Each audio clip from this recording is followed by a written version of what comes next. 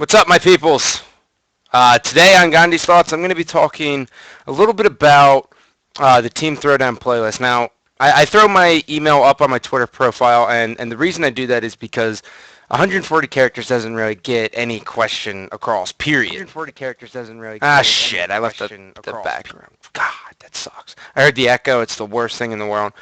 But 140 characters doesn't really get someone's question across. So I throw my email up there so people can email me and say, hey, Scott, what the hell is going on with this? What do you think of that? And then I try to get back. But now since I'm doing the show, I figure I can just address them via stream. And it's better this way because I like talking rather than typing. It's more personable. But so back to what I was saying here. The question I've been getting a lot is, hey, how come Team Throwdown is the least played playlist? How come it's not successful? Like, the game types are fun for us. The competitive community is doing well. AGL has sold out. They have to possibly add more passes so pros can get in there because they're not catering to them right now, which we'll talk about later on in the episode. But really, here's my thought on this, and this is really a theory. But when I look at a competitive playlist, a competitive playlist isn't going to be the most played playlist, period. When you look at League of Legends, the big playlist there is normals. Everyone's playing normals. They're either playing 3v3 normals or 5v5 normals. And that's a good thing. Because even though they're not all into ranked, they're playing a game that's similar to what ranked is. Now, really, when you think about it, though, when you go into if you don't know anything about a normal, if you go into a blind pick normal, you're going to have if you're decent, you're going to have a pretty shitty time because the players aren't going to be playing the exact same way as you would expect in a ranked. But that's what I'm trying to get at here is that the competitive playlist is never going to be the most popular playlist ever. But what it does do is the competitive playlist reflects how the competitive community is doing.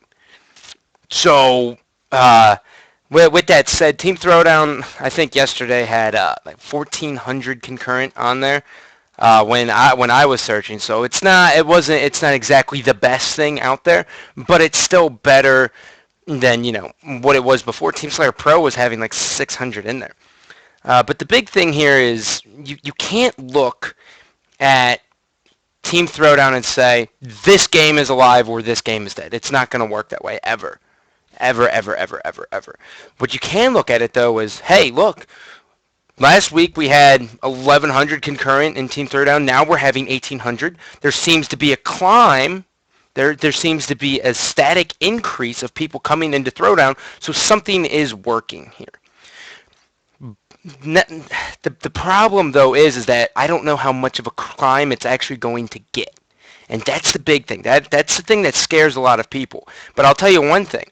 There is a direct correlation here between MLG picking up Halo 4 and not picking up Halo 4. If MLG were to declare that Halo 4 is picked up and they are using Team Throwdown playlist, I would expect to see about 2,000 to 3,000 more people in this playlist guaranteed. But they haven't picked it up. So now it is in the infancy stage again.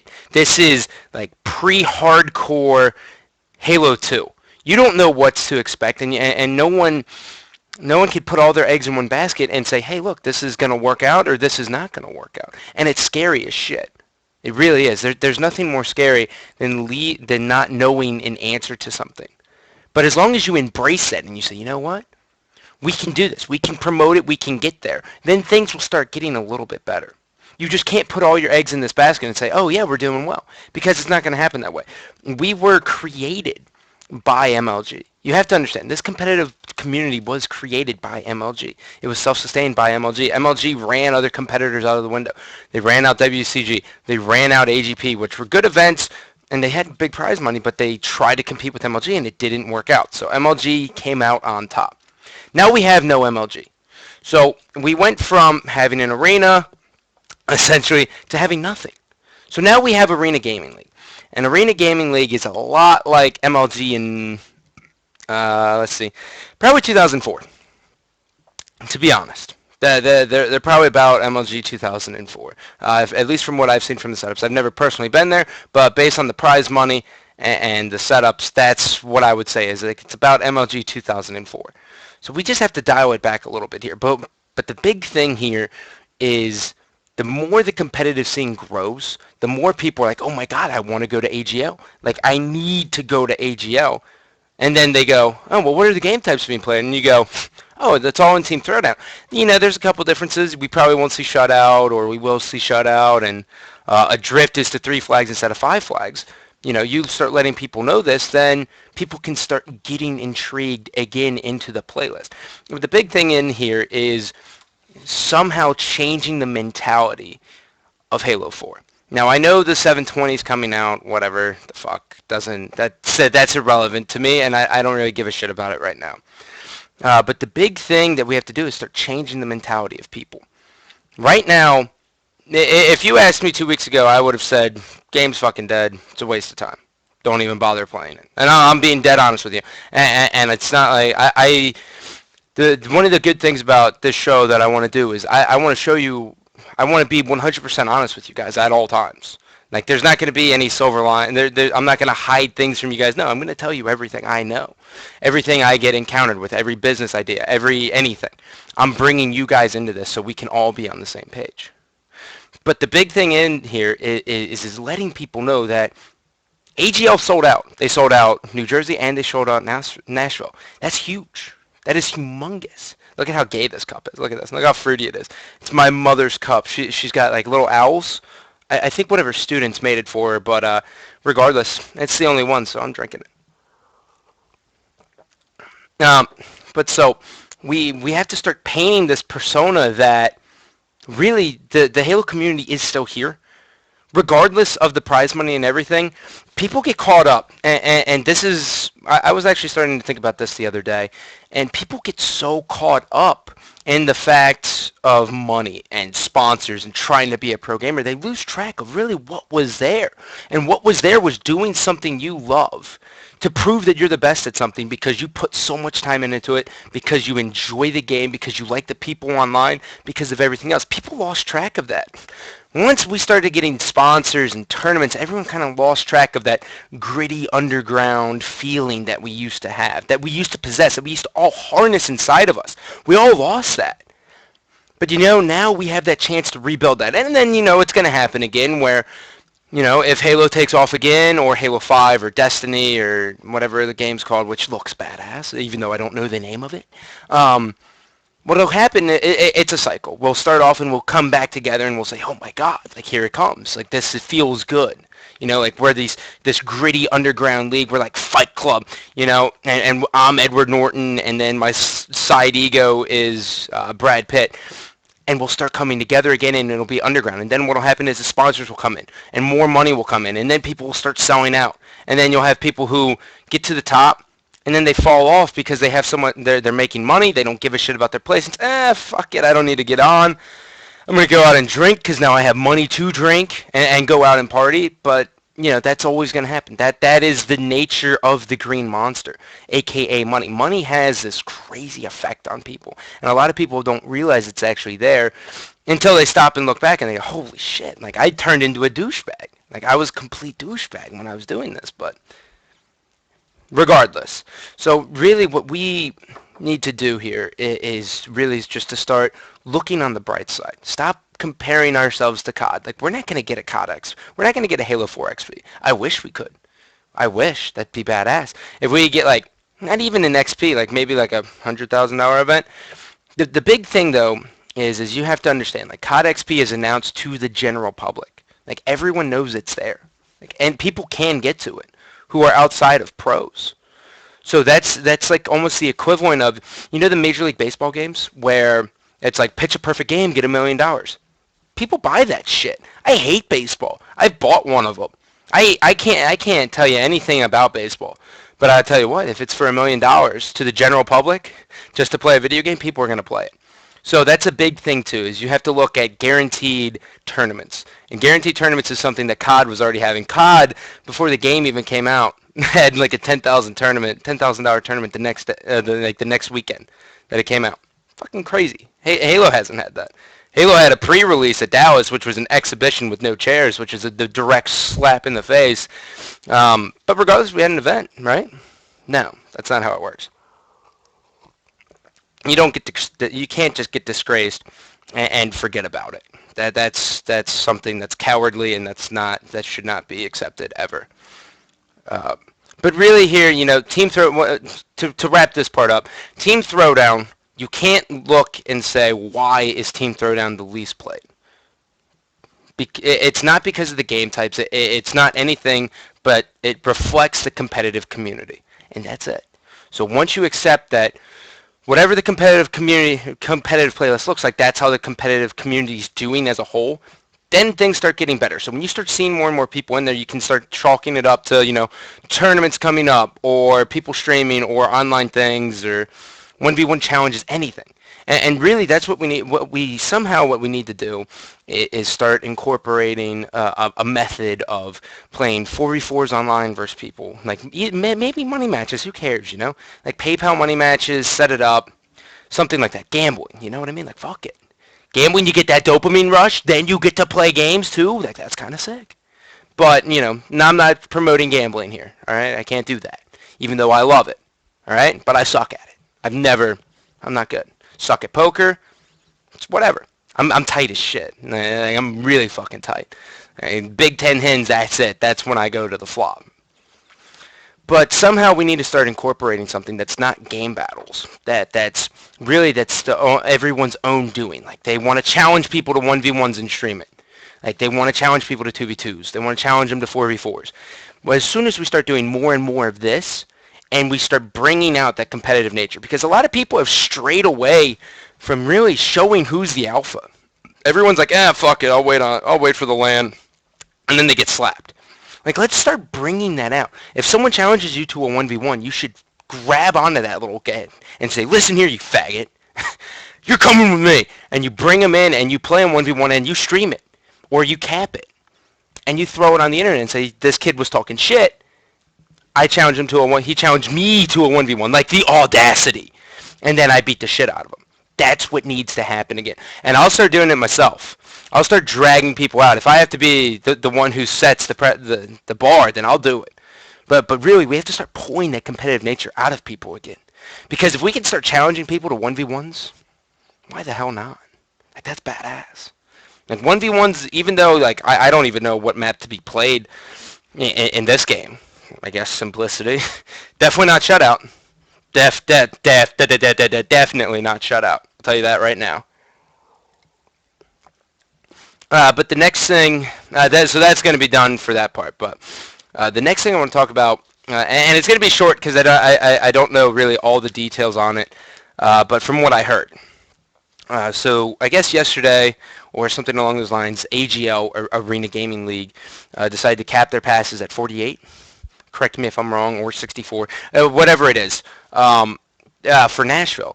And Nashville playlist, God, I'm so hell-bent on Throwdown right now, right? Like, I'm all hamped up. I'm like, let's go. Let's challenge people to 1v1s and 4v4s that I'm forgetting about my next talking point, so I apologize. But so, AGL sold out, right? And then a couple of the pros were like, this game, it's dead, whatever, moving on. Moving forward, right? They're like, I'll get it like a week later, but it sold out. So then a lot of pros got all bent out of shape because they couldn't get in, and they were expecting this loyalty treatment, which I can understand. So I'm going to pose two sides of the argument here, and you guys can kind of pick and choose which one you think is better. Because personally to me, it doesn't affect me. Like, I would never use, like I said in my last video that I just uploaded today, I would never use my reputation to be like, hey, you know who I am? Not gonna brag about it or anything, but, I used to be a champion. I was a pro. Now I'm a commentator. Now I'm washed up. Give me a pass, right? Like, do you want viewership? If you want viewership, you'll bring me in. No, that's not how I do it. That's douchebaggery. Tomfoolery, jokesters, jesters, if you will. I don't do that. That's not me. But so, the first argument is this, okay? So, AGL caps their passes, and from a pro standpoint here, or from a pro's viewpoint here, they're looking at it like this. I've attended Hey Arena, like let's say I'm a pro and I want to get in there, but the passes are capped. Hey Arena, can you pull something? Can you pull some strings for me so I can go? I didn't anticipate them selling out so fast. That's badass. But really, I still wanted to compete. I just wasn't expecting it. And Arena Gaming goes, no, I'm sorry, we can't. That'd be doing a disservice to the people who have already bought their passes, yada, yada, yada. And then I go, well, I don't understand why you're doing this to me. And the reason I don't understand is because I supported your event when you guys were nothing. When you guys were this tiny little organization just trying to grow, I tweeted you. I promoted your stream. I went to your event. I tweeted it again when I was playing, and we got these online people. I got people. I could probably show you 3 teams who came just because I promoted it. And then they go, I'm sorry, we can't give you, we can't bend the rules for you. I'm sorry.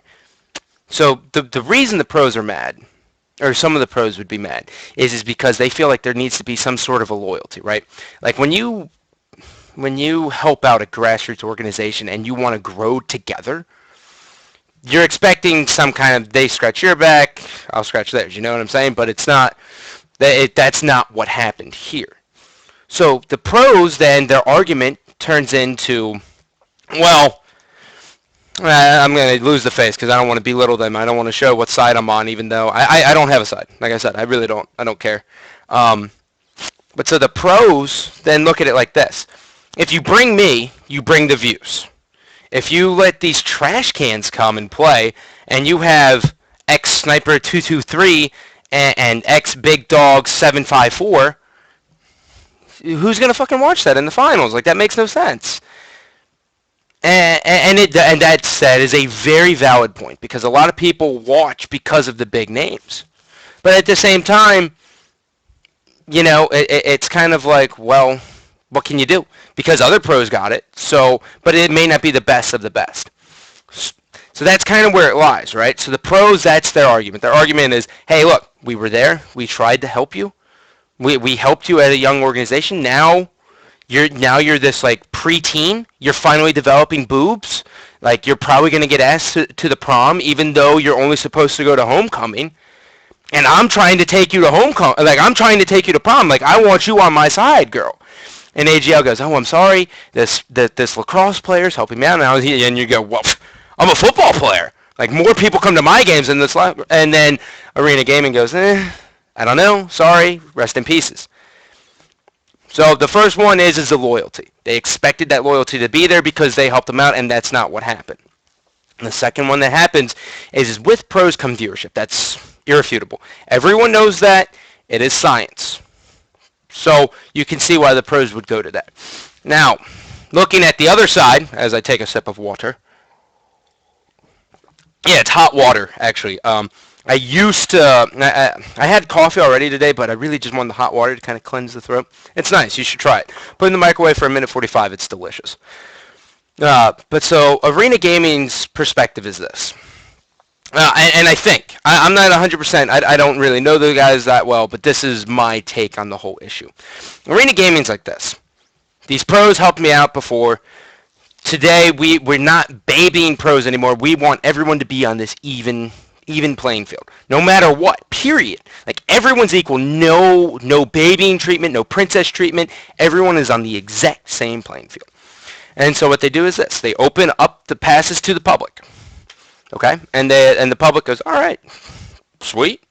And then people buy their passes. Pros have to be in line now. People are all waiting for their team pass. There's no VIP access at all.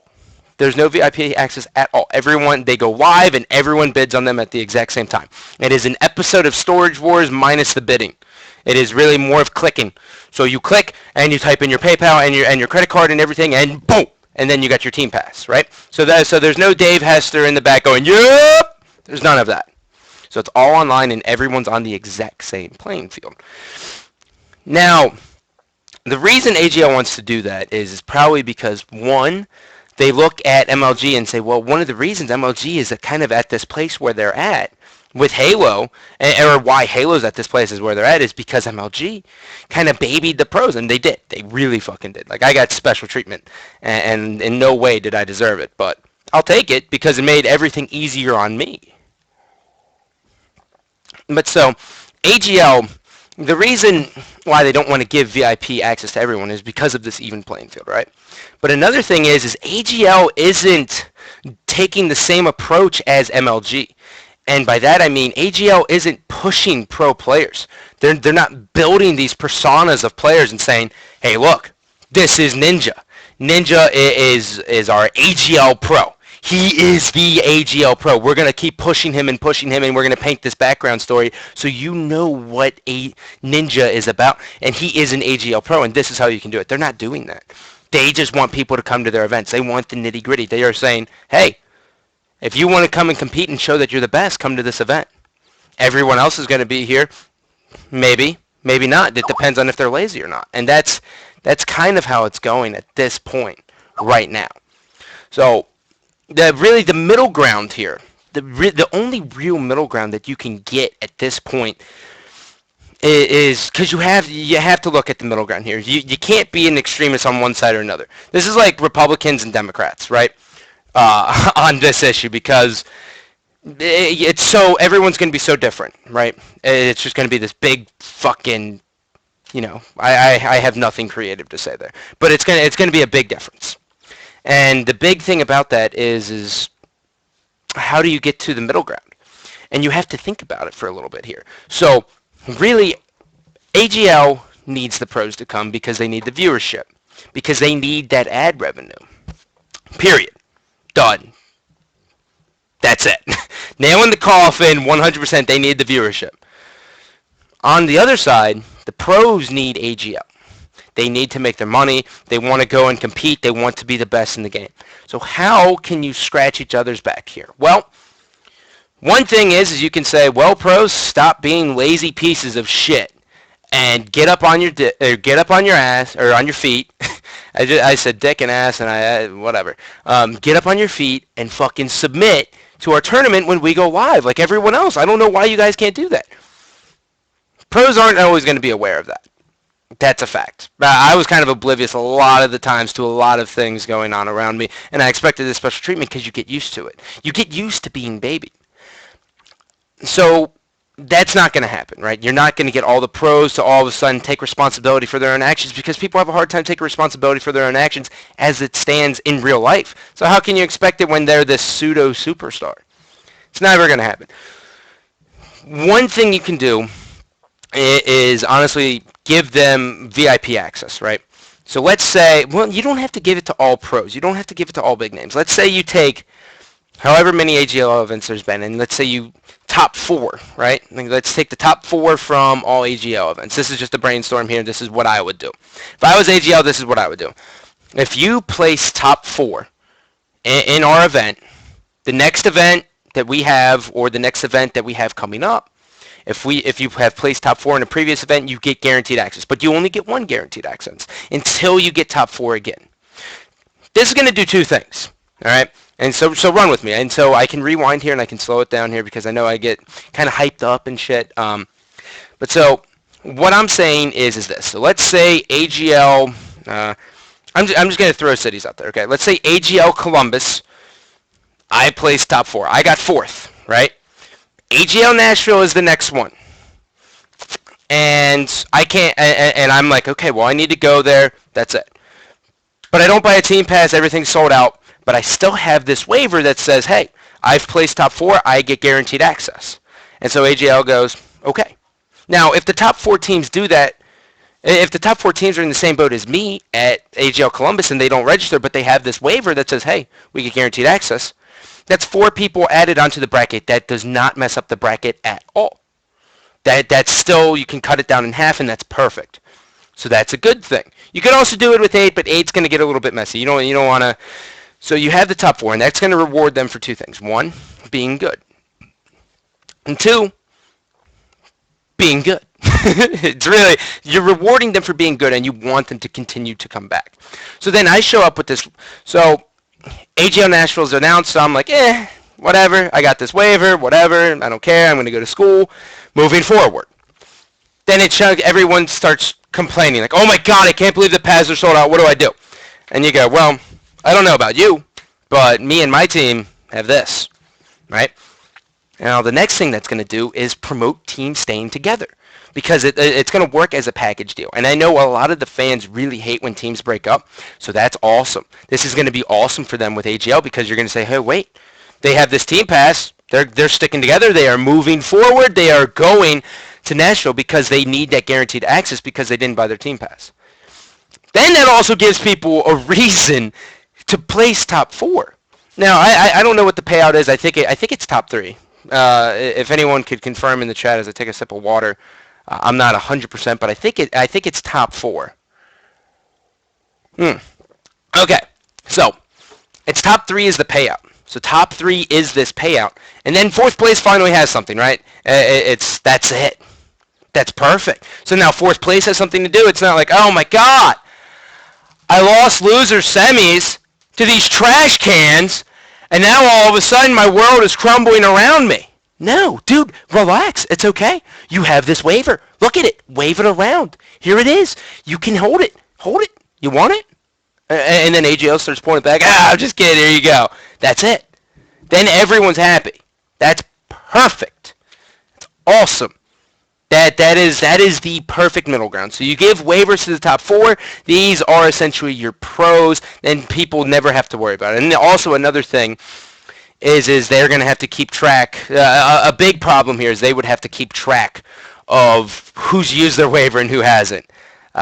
Because, if you're an East Coast guy and they have the event out in Seattle, you may not want to travel out there. You may not. So then this goes back down. So then AGL comes back to the East Coast, and it's AGL New Jersey, a.k.a. AGL, the armpit of America, and Awful Drivers and Jersey Shore, which is possibly the worst show on TV ever. And then they go there and they go, hey, here's this waiver, man. I know this other guy got top 4 over here, but I'm still using this. And AGL goes, okay, that's fine. We'll figure something out.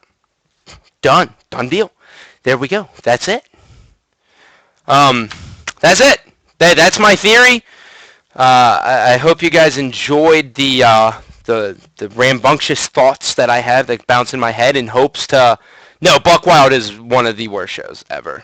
Just period. Just the worst. I'm posting my YouTube in here. One of the... So a couple things moving forward here. Today I'll be streaming probably around 6 o'clock, 7. I know Maven and Hoss are going to get on at 7 or 8. So I'll probably get on at 6 and we're going to do Q&As. I'll probably do an hour of Q&As and then chop and screw them and throw them up on YouTube because that's that. Another thing is that I think I may get Shibby to play with us tonight, so it should be a pretty interesting stream, right? Everyone misses Shibby. I miss Shibby. So I know you guys miss Shibby. I can't play now. I gotta go eat, and then I gotta go train at the gym. Big squat day, working at 95% of my max, so I'm getting in there. 6 p.m. Eastern, yeah, I'll be on here.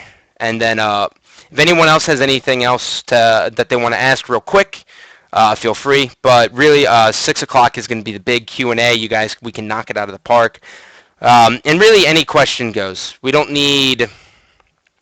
I don't only need Halo questions, right? Like, if you guys have something that you want to see, like my views on something, I am very open.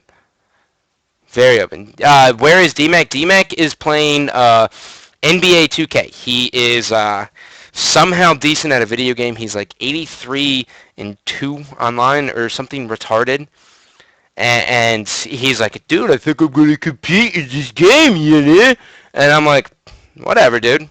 Have fun rap battling people who can actually rap battle. I hope you get your ass kicked. You know, because if you play NBA, most likely, you know, you can probably freestyle. So that's stereotypes, whatever. I'm an asshole. Fuck it. But yeah, we can. So today's going to be day 6. Once day 14 happens, I'm going to really start looking for customs and scrims because I don't want to get my ass kicked by a bunch of people, right? Like, that's that. I just don't.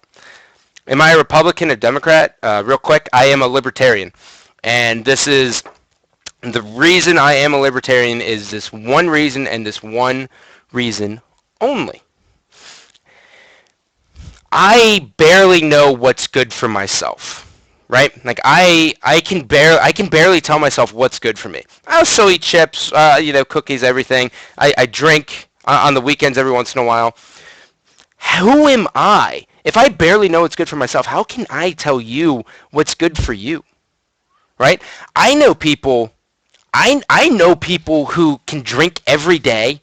They'll go to the gym and kick ass. And they're still setting PRs. They're still getting stronger. And it defeats everything.